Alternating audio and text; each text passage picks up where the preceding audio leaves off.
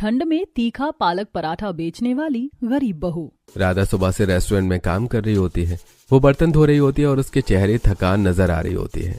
Chef kitchen में गर्मा गर्म आलू के पराठे बना रहा होता है। खुशबू पूरे रेस्टोरेंट में फैल जाती है।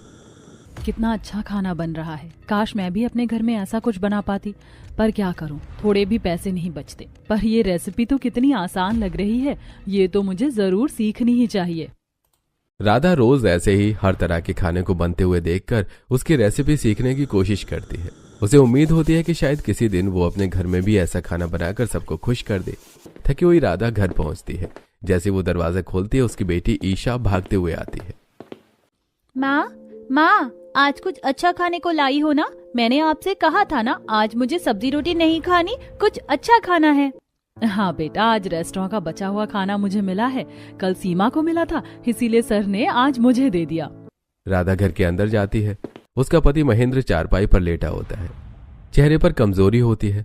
वो कानों से ठीक तरह सुन नहीं पाता, इसलिए कई महीनों से काम पर भी नहीं जा पा रहा होता है। पूरे दिन वो ईशा का ध्यान रखने की कोशिश करता है, पर खुद की हालत भी ढंग की नहीं होती। आ गई तुम?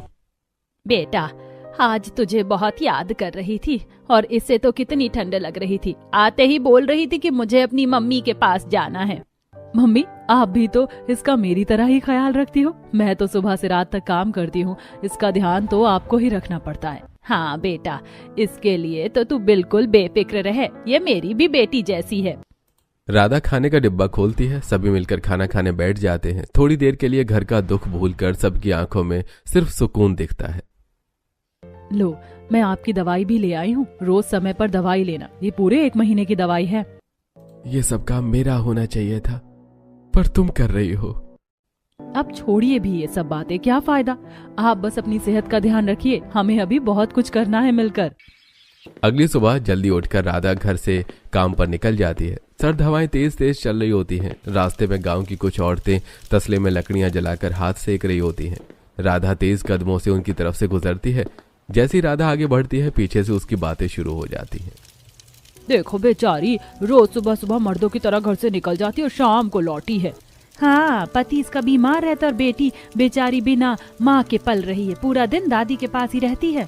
और उसकी दादी भी तो उसे क्या क्या बेकार बातें सिखा देगी, बच्ची भी खराब हो जाएगी। अरे मेहनत तो करती है, पर फिर भी बेचारी का गुजारा नहीं हो रहा। क्या फायदा ऐसे काम करने का। राधा सब सुन लेती है, लेकिन रुकती नहीं। उसकी आंखों में हल्की नमी और कदम लड़खड़ाने लगते हैं। पता नहीं लोग अपने काम से काम क्यों नहीं रखते। दूसरे के घर में टांग अड़ाने की क्या जरूरत है।